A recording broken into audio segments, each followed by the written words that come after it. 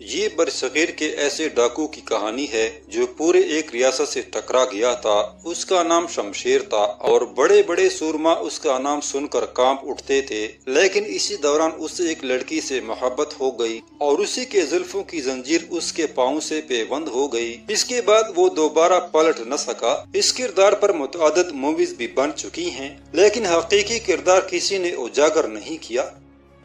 میلوں تک پھیلا جنگل چاندنی رات میں ہونک رہا تھا۔ ایک چھوٹی سی سرسبز پہاڑی اونٹ کے کوہان کی طرح شرقن غربن زمین کی چھاتی پر ابھر آئی تھی۔ اس پہاڑی کی ترائی چھتری دار جھاڑیوں اور کائی کے اونچے نیچے پودوں سے اٹی پڑی تھی۔ اس ترائی سے جنگل کا آغاز ہوتا تھا، کیونکہ ڈھلان میں جھاڑیوں کے ساتھ ساتھ درختوں کا سلسلہ بھی شروع ہو گیا تھا۔ گنتے کے کل 13 سواروں پر مشتمل ایک مختصر قافلہ پہاڑی کا موڑ کاٹ کر اس پتھریلے اور سخت راستے پر نمودار ہوا، جسے اس جنگل کا حاشیہ کہنا زیادہ موزوں ہوگا۔ ڈھلان سے اتر کر راستہ ایک پٹی کی طرح مشرق سے مغرب کی طرف جاتا اور دیو ہیکل کالی چٹانوں سے یک لخت جنوب کی طرف مڑ کر جنگل میں داخل ہوتا تھا۔ قافلہ اسی راستے جنگل میں داخل ہو رہا تھا۔ چاندنی میں سواروں کی فوجی وردیاں اور ہتھیار چمک رہے تھے، جن سے یہ اندازہ لگانا مشکل نہ تھا کہ وہ کسی شاہی دستے کے سپاہی ہیں، اور چونکہ شمالی ریاست کا ذیشان اور جوان سال شہزادہ خرم بنفس نفیس ان کے ساتھ سفر کر رہا تھا، اس لیے ہر سوار بڑا چاق و چوبند اور ہوشیار نظر آتا تھا۔ جب قافلے کا رہنما پہاڑی کا موڑ کاٹ کر جنگل کی طرف بڑھا تو شہزادہ خرم کے پہلو بپہلو چلنے والے محافظ افسر نے گھوڑے کی باگ کھینچ لی اور سواروں کو بھی رکنے کا اشارہ کرتے ہوئے بولا، لاچی خان رک جاؤ۔ 30-32 سال کا رہبر لاچی خان، جو قافلہ سے 10-12 گز آگے اپنی دھن میں مست چلا جا رہا تھا، گھبرا کر مڑا اور اپنا سیاہ گھوڑا کداتا شہزادہ خرم کے قریب آ کر ٹھہر گیا۔ کیا حکم ہے سرکار؟ محافظ افسر نے کھردرے لہجے میں پوچھا۔ تم ہمیں کس راستے پر لے آئے ہو؟ یہ جنگل تو کوسوں پھیلا ہے۔ رات کے وقت کوئی بے وقوف بھی ایسے خطرناک جنگل کا سفر اختیار نہیں کرتا۔ ایک پل کے لیے لاچی خان کے چہرے پر گھبراہٹ کے آثار پیدا ہوئے، مگر دوسرے ہی لمحے وہ سنبھل کر بولا، مجھے یہی راستہ اختیار کرنے کا حکم دیا گیا تھا۔ ہم صرف 1.5 میل جنگل میں سفر کریں گے، پھر سانگا ندی کے ساتھ ساتھ اس سڑک پر جا نکلیں گے جو سیدھی دارالحکومت کو جاتی ہے۔ سپہ سالار اپنے مسلح دستے کے ہمراہ سانگا ندی پر شہزادہ عالی کا استقبال کریں گے۔ سانگا ندی؟ محافظ افسر کے ماتھے پر ایک ناگوار سی شکن نمودار ہوئی۔ اگر میری یادداشت کمزور نہیں تو سانگا ندی کے آس پاس ہی کہیں شمشیر ڈاکو کا مسکن بھی ہے۔ میں نہیں سمجھتا سپہ سالار رستم خان نے یہ راستہ کیوں پسند کیا۔ شہزادہ خرم کی موجودگی کو نظر انداز کرتے ہوئے لاچی خان نے بڑی شان بے نیازی سے کہا لگایا، بھلا رستم خان اور محافظ دستہ کی موجودگی میں شمشیر ڈاکو کی بساط ہی کیا ہے کہ وہ ہماری طرف آنکھ اٹھا کر بھی دیکھ سکے؟ وہ یقیناً اپنی جان کا دشمن نہ ہوگا۔ ایک ساعت کے لیے رک کر لاچی خان نے کہا، میں تو صرف سپہ سالار کے حکم کی تعمیل کر رہا ہوں، وہ سانگا ندی پر شہزادے عالی کے منتظر ہوں گے۔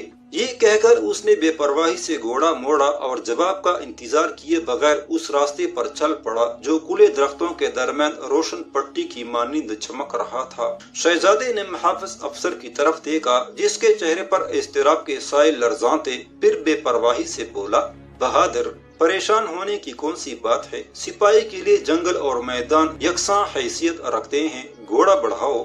شہزادے نے باگ اٹھائی، محافظ افسر نے بھی تعمیل کی اور سفر ایک بار پھر شروع ہو گیا، مگر حفظ ما تقدم کے طور پر سواروں نے اپنے افسر کے حکم پر بالے سنبھال لیے اور پہلے سے زیادہ ہوشیار نظر آنے لگے۔ محافظ افسر بھی شاید خود کو کمزور اور بزدل ثابت نہ کرنا چاہتا تھا، وہ بڑی مستعدی سے شہزادے کے پہلو بپہلو چل رہا تھا۔ جوں جوں وہ آگے بڑھے جنگل گھنا اور تاریک ہونے لگا۔ چند فرلانگ کے بعد چوڑا ہموار راستہ ایک مڑی تیڑی پگڈنڈی کی شکل اختیار کر گیا جو پہلی پرپیچ لکیر کی طرح تھوڑی دور تک چمک کر درختوں کے گھنے سایوں میں غائب ہو گئی تھی۔ اس پگڈنڈی پر سواروں کا پہلو بپہلو چلنا مشکل تھا، لہذا مجبوراً انہیں آگے پیچھے ایک قطار کی شکل اختیار کر لینا پڑی۔ घने जंगल में अंधेरा भी बढ़ता चला गया और उस अंधेरे में शाखों से छीन कर आने वाली चांदनी की शुआओं से लहरिया सा बन गया था। घोड़े बार बार कनौतियां बदल रहे थे। सफर खामोशी से जारी रहा। सिर्फ घोड़ों की टापें और खुश पत्तों के चरचराने की आवाज सुनाई देती थी। रहबर लाची खान नेजा लहराए उसी तरह बेपरवायाना चला जा रहा था जैसे वो इसी जंगल का बासी और इस खित्ते के चप्पे चप्पे से वाकिफ हो। मुड़ी तिड़ी पगडंडी एक छोटे से चश्मे पर पहुंचकर गायब हो गई जो शाम की तरह बलकाता शरकन गरबन बह रहा था। चश्मा अबूर करने के बाद लाची खान ने घने जंगल के वस्ती हिस्से की तरफ हाथ लहराया और बोला, बस सरकार, इस चश्मे से ठीक निसफ कोस के फासले पर सांगा नदी बहती है। इधर जंगल घना जरूर है लेकिन सांगा नदी इस जंगल का जेवर समझी जाती है। काफिला खामोशी से रहबर के पीछे पीछे चलता रहा जो अब घने दरख्तों में से गुजर रहा था। अचानक मुहाफिज अफसर चश्मे के मगरब में चंद हिरणों को देखकर चौंक उठा जो शायद चांदनी रात में पानी पीने आ निकले थे और घोड़ों की टापे सुनते ही चौकड़ियां बरते जंगल में गायब हो गए थे। गालिबन वो सोच रहा था जहाँ शिकार के लिए हिरन और पीने के लिए चश्मे का पानी मौजूद हो वहाँ शेर खान को आने से कौन रोक सकता है। जंगल के ऐसे ही मकामात पर वो शिकार की गात में फिरता है। चलते चलते उसने शहजादे को भी इस ख्याल से आगाह कर दिया मगर जवाब में उसे सिर्फ एक बेखौफ सा कहकहा सुनाई दे सका, बहादुर खान, ये क्यों भूलते हो, अगर जंगल का बादशाह हिरनों और चकारों का शिकार खेलता है तो मर्दों के नेज़े शेर का मजबूत जिस्म तलाश करते हैं। मुहाफिज अफसर किस्याना सा हो गया और खामोशी से चलता रहा। अंदाजा के मुताबिक वो 2-2.5 मील जंगल के अंदर घुस आए थे मगर अभी तक न तो सांगा नदी दिखाई दी न सिपाहीसालार रुस्तम खान के मुसल्लह सिपाही नजर आए जो लाची खान के बकौल शहजादे की सवारी के मुंतजर थे। मुहाफिज अफसर बहादुर खान के दिल में न जाने क्यों बेयकीनी के अंदेशे रेंग रहे थे और वो महसूस कर रहा था उनसे कोई भारी गलती सरजद हो गई है जिसका अंजाम न जाने क्या हो। इस बेयकीनी की बज़ाहिर कोई वजह न थी लेकिन इंसान की छठी हिस्स जो उसे आने वाले खतरा से आगाह करती है उसके जहन के किसी गोशे में मनहूस चमगादड़ की तरह लटक कर रह गई थी। जंगल बाहर तोड़ जंगल है और यहाँ हर कदम पर कोई न कोई खतरा महव ख्वाब होता है जो हल्की सी आहट पाकर जाग उठता है और पलक चपकने में मौत का भयानक रूप धार लेता है। बहादुर खान बुज़दिल न था। शहजादा खुर्रम की हमराही में उसने कई बार शिकार खेला और उसका नेजा कई दरिंदों का पेट फाड़ चुका था। इसके बावजूद वो कुछ उकड़ा उकड़ा सा मालूम हो रहा था। घने जंगल में झींगरों का शोर बढ़ गया था। अचानक रहबर लाची खान ने अपने हलक से कोई अजीब सी आवाज निकाली जो किसी अजदही की पुनकार से मिलती जुलती थी। फिर न जाने क्या हुआ, काफिला अचानक रुक गया। घोड़ों की बागें बड़ी सूरत से खींची गई और नेज़ों के पल एक आन में सीधे हो गए मगर दूसरा लम्हा चौंका देने वाला था। घने दरख्तों और अंधेरे ने एक साअत के अंदर बेशुमार सायों को जादू की मानिंद उगल दिया था और उस वक्त उनके इर्द गिर्द कमोबेश 40-50 नेज़े और बर्चे चमक रहे थे जिन्होंने काफिले को चारों सिमत से घेर लिया था।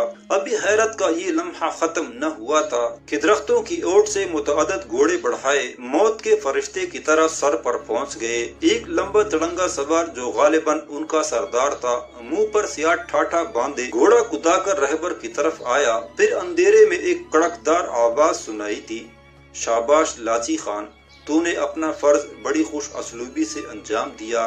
इस फिक्रे ने शहजादा खुर्रम और मुहाफिज अफसर बहादुर खान को इस गलतफहमी में मुब्तला कर दिया। शायद सिपाहीसालार रुस्तम खान अपने मुसल्लह दस्तों के हमरा उनका इस्तकबाल करने आया है मगर इस्तकबाल का ये अंदाज बड़ा अनोखा था। रुस्तम खान का फर्ज था वो जंगल के इस खौफनाक अंधेरे में मशअले रोशन करता फिर पेशवाई के लिए आगे बढ़ता मगर दूसरे लम्हे ये गलतफहमी दूर हो गई और सरदार की कड़कती हुई आवाज गूंजी, अपने हथियार फेंक दो। शहजादा खुर्रम घोड़े की पुश्त पर उछल सा गया, कौन हो तुम गुस्ताख? जवाब में सिर्फ एक तलवार चमकी जिस पर चांद की किरण रक्स कर रही थी। फिर आवाज आई, शमशेर है मेरा नाम, शमशेर डाकू। تاریک فضا میں ایک خوفناک قہقہا شہاب ثاقب کی طرح ٹوٹ کر بکھر گیا اور اب انہیں پتا چلا کہ وہ شمشیر ڈاکو کے نرغے میں پھنس چکے ہیں۔ مگر حیرت انگیز بات تو یہ تھی کہ دارالحکومت سے شہزادہ خرم کی رہبری کے لیے جو شخص آیا وہ بھی شمشیر ڈاکو ہی کا اعلی کار تھا، اور وہ کس ہوشیاری سے پورے قافلے کو اس خوفناک درندے کے بٹ میں ہانک کر لایا تھا۔ تو کیا شہزادہ خرم جو بہادری اور شجاعت میں اپنا ثانی نہیں رکھتا تھا اس بے بسی کے ساتھ ایک ڈاکو کے سامنے ہتھیار پھینک دے گا؟ مگر شمشیر ڈاکو بھی تو اس بلائے آسمانی کا نام تھا جس سے بڑے بڑے بہادر کھامتے تھے، اور رات کی مانند اس کی آواز پھر کھڑکی، شہزادہ خرم، میں اپنے احکام دہرانے کا عادی نہیں، تم نے ابھی تک ہتھیار نہیں پھینکے۔ شمشیر، زندگی چاہتے ہو تو راستہ چھوڑ دو، تمہارے لیے صرف موت کا راستہ کھلا ہے۔ اس کے ساتھ ہی شمشیر نے تلوار لہرائی اور مسلح ڈاکو وحشی درندوں کی طرح قافلے پر ٹوٹ پڑے۔ شہزادہ خرم کے ہمراہ اگرچہ گنتی کے 10 سوار تھے، مگر حالات کی نزاکت اور حفاظت کے پیش نظر اب برسر پیکار ہونا ضروری تھا۔ بہادر خان نے پلٹ کر آواز دی، بہادرو، آزمائش کی گھڑی ہے، ان درندوں کا شکار کے لو۔ ایک آن کے اندر نیزوں کے پل جسموں میں اتر گئے، لوہا لوہے سے بجنے لگا۔ وہ حملہ آور جو پیادہ پا تھے شاہی سواروں کو زیادہ زخم نہ لگا سکے، بلکہ خود خاک و خون میں تڑپنے لگے۔ مگر فوراً ہی شمشیر اپنے مسلح سواروں کو لے کر جھپٹا اور غرایا، خبردار، موت کے گھیرے سے ایک بھی زندہ بچ کر نہ جائے۔ واقعی وہ موت کا گھیرا تھا۔ سواروں کے پہلے ہی حملے نے شاہی قافلے کے 5 سپاہی موت کی نیند سلا دیے۔ ان میں محافظ افسر بہادر خان بھی شامل تھا، جو شمشیر پر حملہ کرنے کے لیے بڑھا، لیکن بیک وقت 3 نیزے اس کے جسم کو چھید گئے اور وہ کٹے ہوئے تنے کی طرح گھوڑے کی پشت سے زمین پر گرا۔ اندھیرے کے باعث شمشیر اور اس کے ساتھی یہی سمجھے انہوں نے شہزادہ خرم کو مار گرایا ہے، چنانچہ وہ تیزی سے بہادر خان کی لاشیں کو سنبھالنے کے لیے کود پڑے۔ اسی اثنا میں شہزادہ خرم ایک سوار کا پیٹ پاڑ کر آگے بڑھا، گھوڑے کو ایڑ لگائی اور حملہ آوروں کو رونتا ہوا نکل گیا۔ بھاگتے وقت اگرچہ اس پر کئی نیزے اور برچے ٹھہر گئے اور اس کے دونوں شانے بری طرح زخمی ہوئے تھے، لیکن اس کا گھوڑا سوار کا اشارہ سمجھتی ہی سروں کو پلانگتا ہوا فضا میں ابھرا اور ہوا ہو گیا۔ شمشیر اپنے ساتھیوں کے ہمراہ بہادر خان کی طرف متوجہ تھا۔ اس نے لاچی خان کو مشعل روشن کرنے کا حکم دیا تاکہ شہزادہ خرم کی لاش کو دیکھ سکے۔ اسی اثنا میں شاہی قافلے کے بچے کچے سوار بھی موت کے غاروں میں دھکیلے جا چکے تھے۔ حملہ آوروں میں 8-10 قتل اور اتنے ہی شدید زخمی ہوئے تھے، مگر جب لاچی خان مشعل لے کر آیا تو اس کی روشنی میں بہادر خان کا خون آلود چہرہ دیکھ کر شمشیر نے اس کا سر جھٹکے سے ایک طرف پھینک دیا اور دھڑک کر بولا، یہ شہزادہ نہیں۔ پھر مشعل کی روشنی لاشوں کے چہروں پر ترترانے لگی۔ شمشیر زخمی بھیڑیے کی طرح غرا رہا تھا۔ شہزادہ خرم فرار ہو گیا۔ غصے میں اس نے اپنی تلوار ایک ساتھی کے سر پر دے ماری۔ احمق، تو نے مجھے دھوکہ دیا اور میں بہادر خان کو شہزادہ سمجھ بیٹھا، ورنہ جب وہ بھاگا میں اس کا تعاقب کرتا۔